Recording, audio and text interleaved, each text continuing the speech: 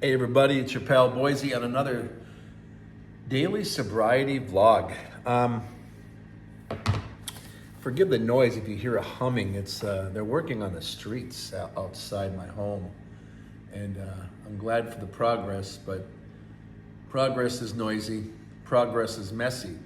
You'll find that out as you're getting sober and traveling on your journey. That too shall be messy. Watch your step. Watch where you step.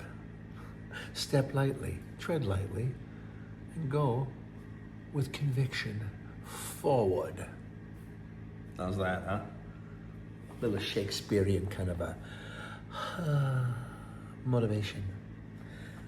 Today is Tuesday, May 12th. I have been sober for 14,287 days.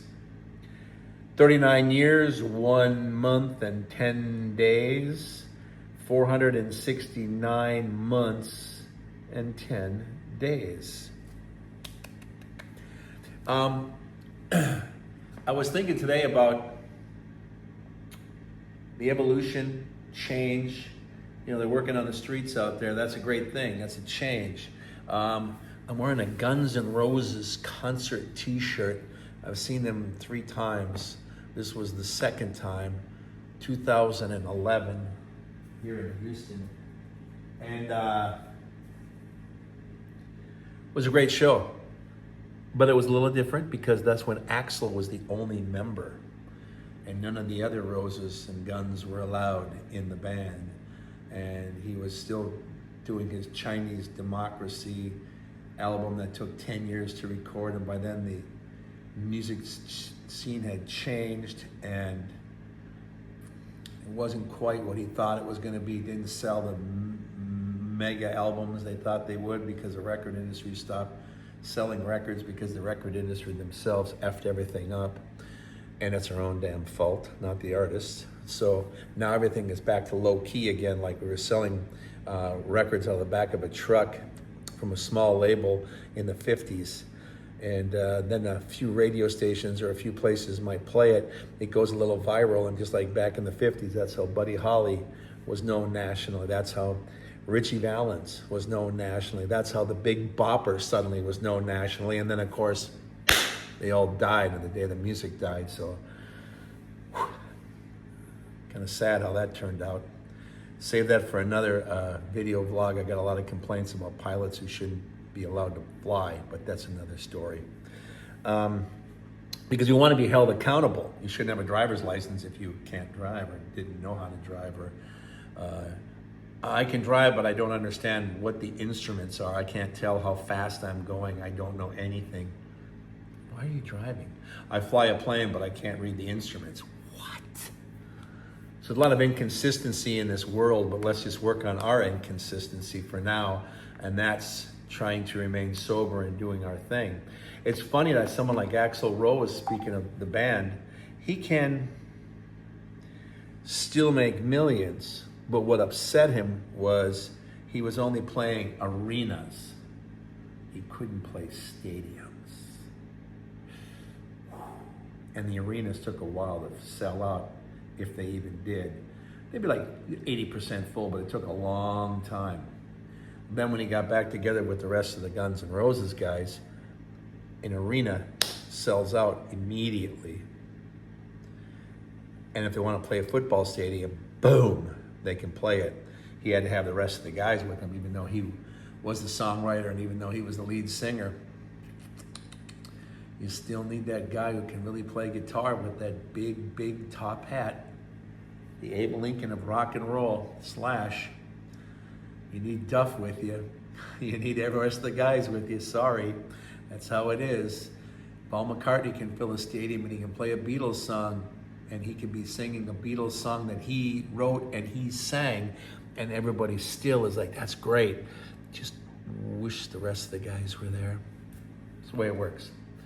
So we can evolve, or we can de-evolve, or we can, live our lives the best that we can. That's all you can really do. And we make adjustments as we go. I got some more questions, and I thought they were really cool. And I love it that people are specifically asking, because I've been sober for 39 years, kind of, it's really, I can tell what they're up to. One of them says, how do you handle social pressure or uncomfortable situations without alcohol or drugs? I go to a concert.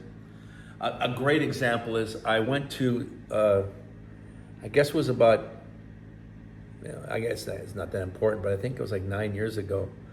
And I went to a Wailers concert. Now, they had a couple of original Wailers there, you could tell, because, yeah, man, the dreadlocks were gray. And they were still okay. Everything was Irie. And the rest of the musicians were younger from Jamaica, man, but still good. And the lead singer playing the guitar, dance like Bob Marley. Yeah, man, it was beautiful, man. Oh, mwah, everything was Irie. It was the coolest thing. It was more like a religious experience than even a concert. If you can never see the Wailers, go see them. If you can even go to just see a traditional reggae band from back in the day, go see them. Quick, put a pin in that. One time, In Excess came to Duluth Arena on their tour when they went, and they really blew up. And then their management had them play little markets like Duluth Arena because they were Duluth, because they were already playing Minneapolis and all the bigger ones. But their record was all over MTV and their videos, and they were really popular. The band that they had open for them, a lot of people didn't get it, but here you got Australian musicians who are world musicians coming to Duluth, Minnesota. And they had a band called Steel Pulse, which is a reggae band. And not just a reggae band, they also get very political too. So it was really fun. I enjoyed it. I knew who they were. A lot of other people went, oh, what is this? Chicka, chicka, chicka. What kind of music is this? It almost sounds like a guitar and polka music. What the hell is it? So a lot of people didn't get it.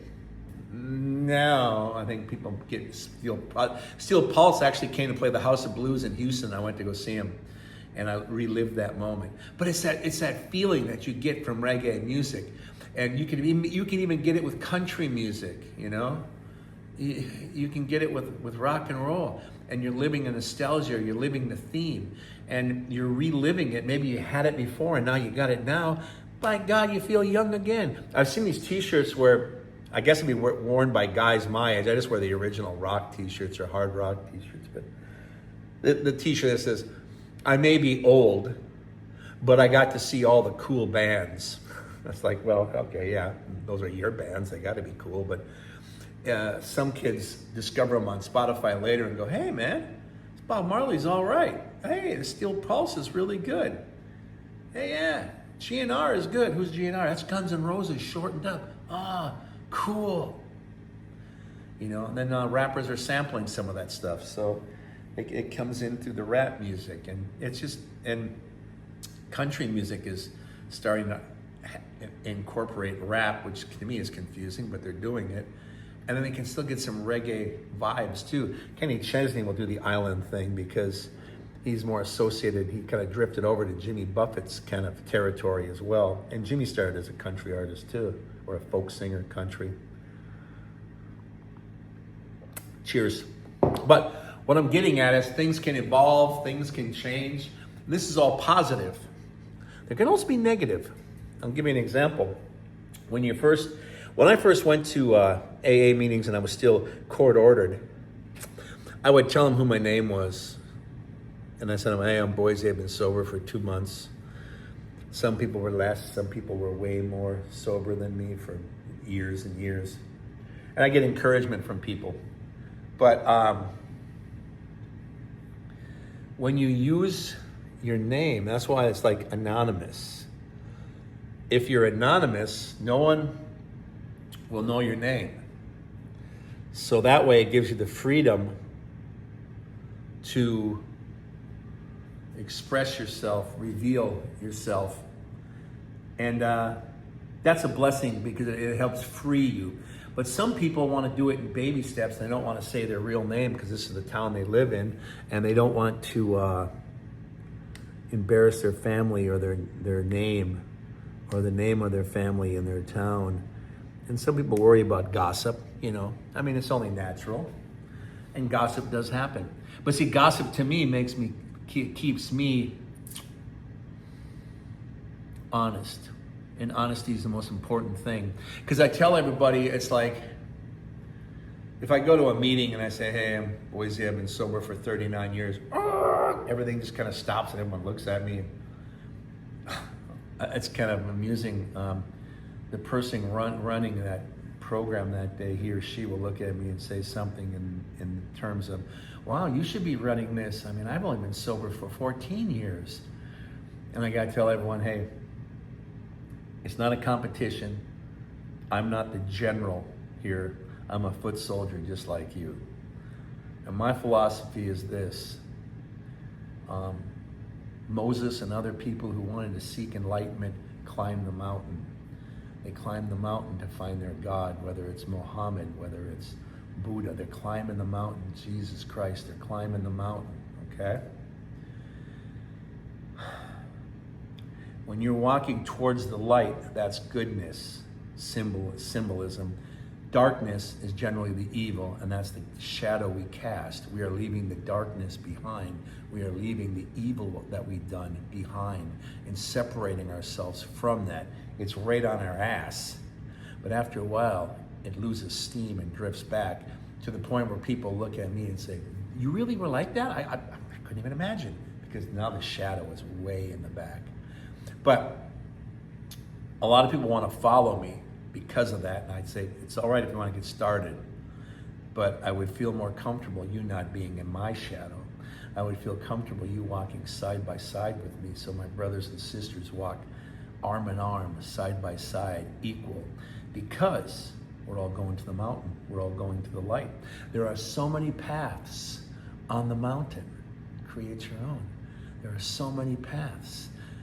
And the beautiful thing is the view from the top is still the same for each and every one of us. Some people will say, oh my God, that's biblical. That's just enlightenment. That is so great.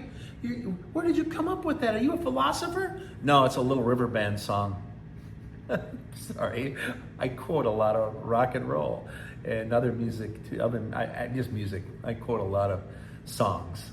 And I quote them more than I quote the Bible, because I don't know how to quote the Bible, because I don't know the Bible.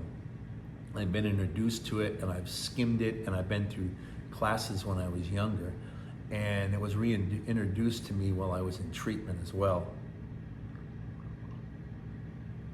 Because they want to make sure you have a good foundation. And if you don't believe in God, they give you the metaphor of a higher power. Give your burdens to the higher power. Reveal everything to yourself to the higher power. An amazing thing will happen when you continue doing it. Not if you just do it once, but as you continue doing it, you will start to feel your burden lighten. You'll feel the bricks, as I say, come off your back. You will feel lighter as you move. You're going to be enlightened, and you're going to move forward, and it's going to be a great feeling. And then I said to one of my counselors, I said, oh my God, you had me giving it to the higher power, but now I can feel something inside, but there's nothing there. So the higher power is really God, because you can't see God, but you can feel God. You just tricked me into believing in God again. It'll happen. But my God may be different than your God, because I don't go tightly with the scripture. I'm very spiritual, and I believe that you should be honest and open to the point where I can embarrass myself, and I feel comfortable embarrassing myself, because I don't fear rejection, and I don't fear what someone's going to judge me by what I say. Oftentimes I'll say things, even as the younger folks say, politically incorrect, because I can't help it. I'm 65 and I'm having a difficult time updating my files, but I really don't care. Because if I'm not doing it deliberately to hurt a person, you don't need to be the moral police. Especially, and I could turn that around and go, do you smoke? Do you drink? I don't smoke, don't drink. What do you do? I'm a goody two-shoe, goody goody two-shoe. Don't smoke, don't drink. What do you do? So I could actually flip that person like a turtle and go, what the hell, man? You drink.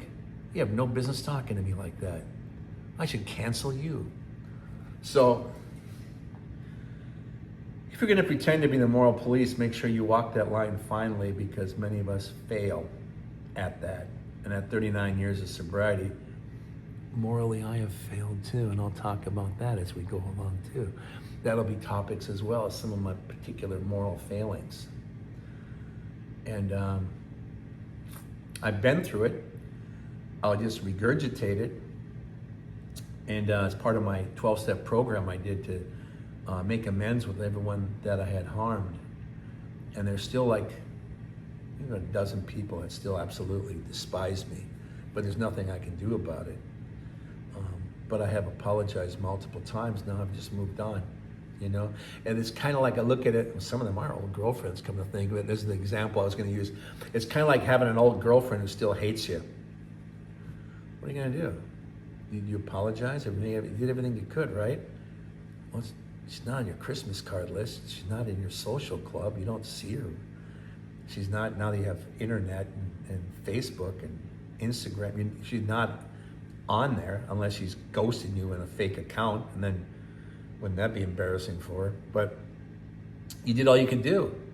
Time to move on, laddie. Let's climb the mountain, shall we? Let's get back up to where we're going. The destination is upward and onward.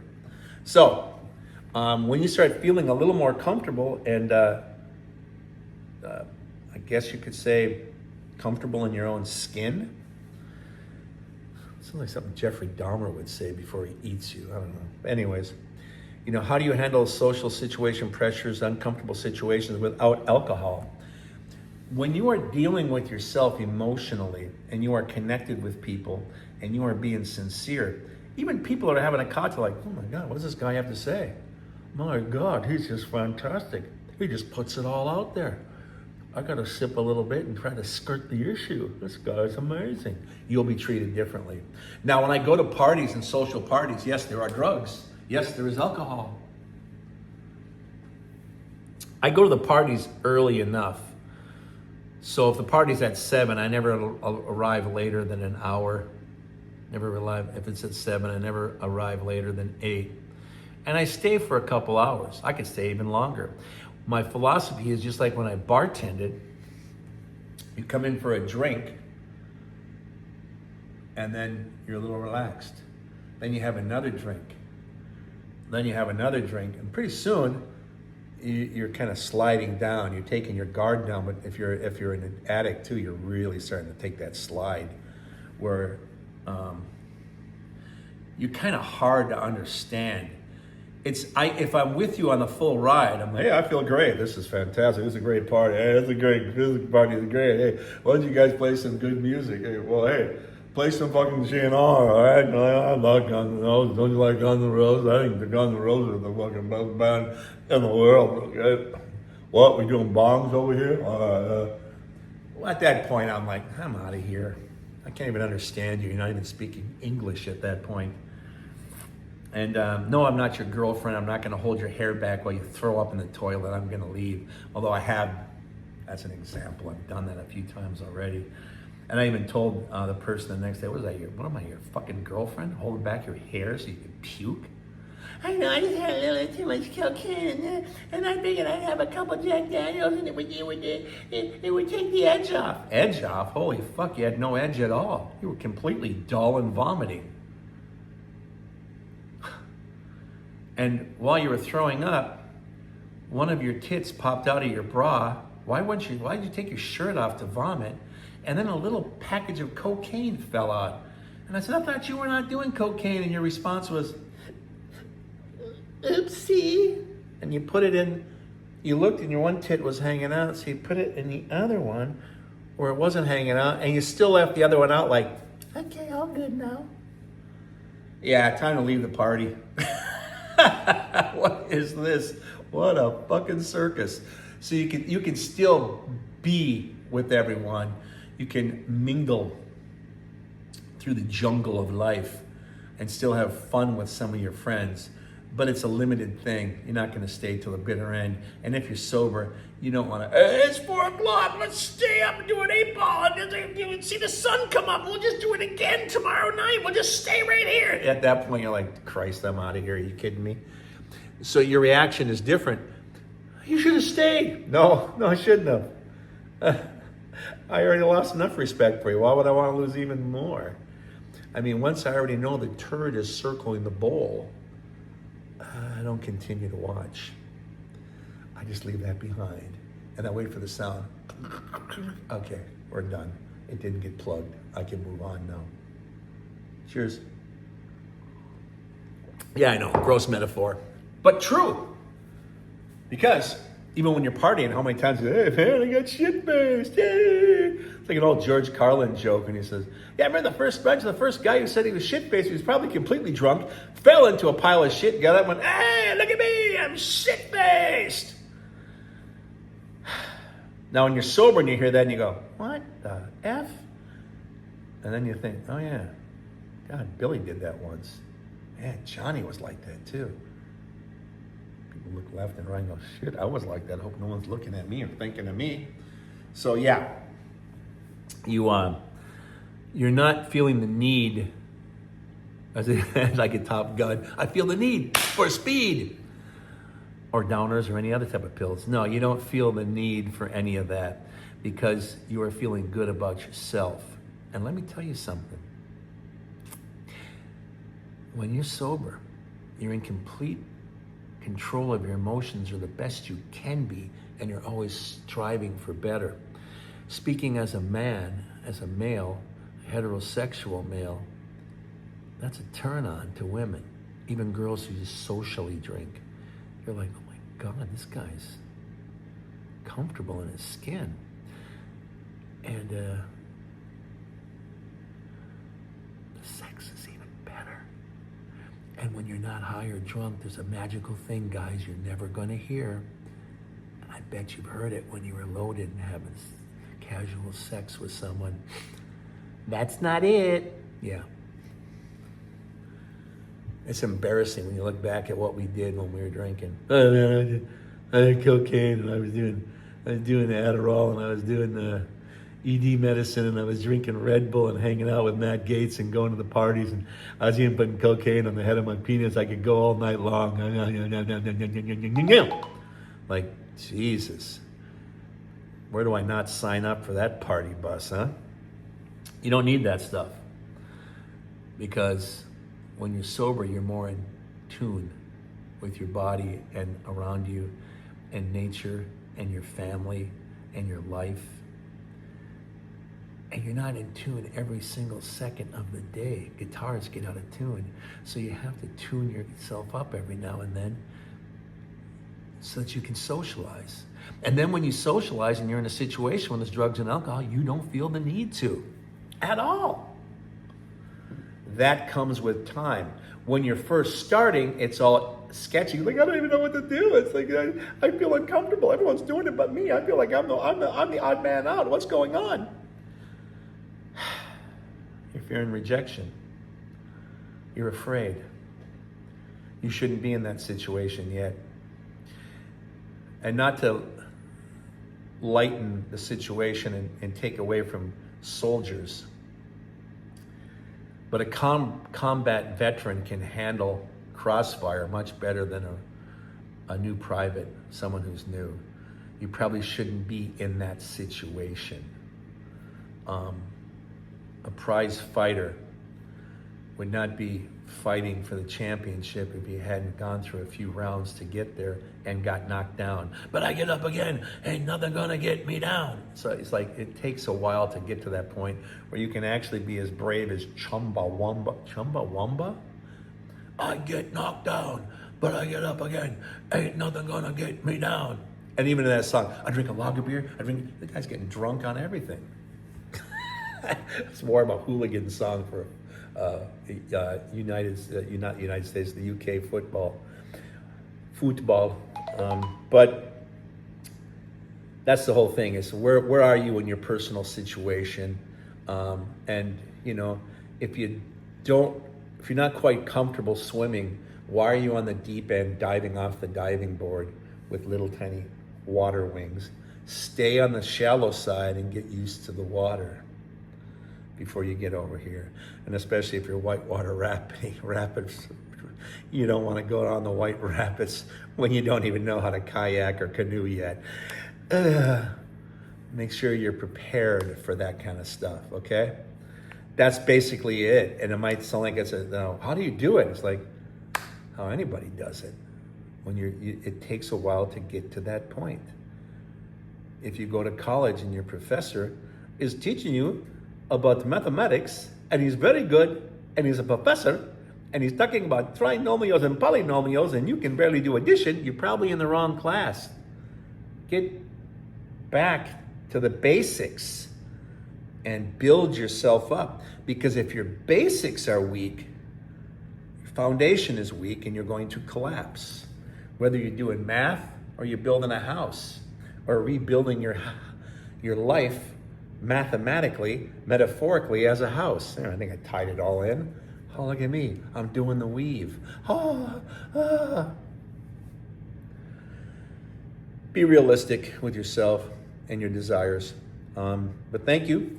I hope that kind of touched the subject. We'll get back to that again. Every time we cover something, we'll go back to things, especially if it comes back up again and someone has a question with it. Listen to some Guns N' Roses. Have some fun.